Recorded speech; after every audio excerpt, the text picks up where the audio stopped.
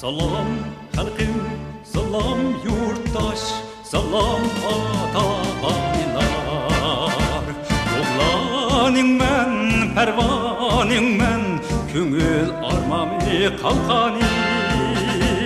Yüzdaklarda, safarlarda, uşar yürmen her vak. Vücudumda yalqın çaydu, ümit arzuyum hermani.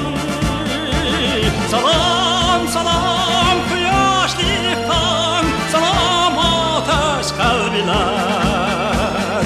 Soğan bolsun sizge mengü, geçti hatırcem günler. Salam salam quyoshli tong, salam ateş kalbiler.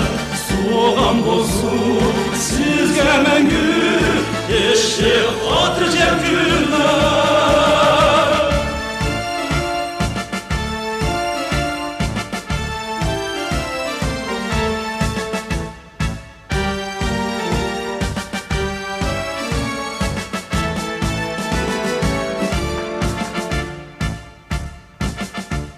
Salam tağlar, salam derya, salam ana vətini.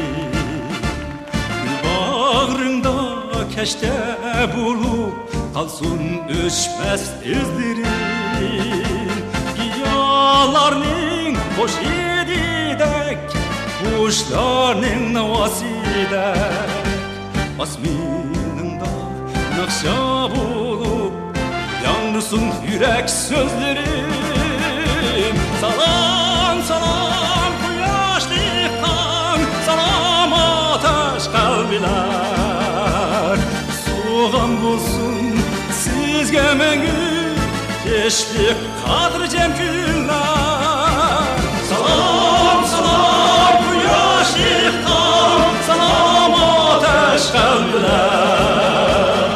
Soğan bolsun sizge mengü, geçti hatırcem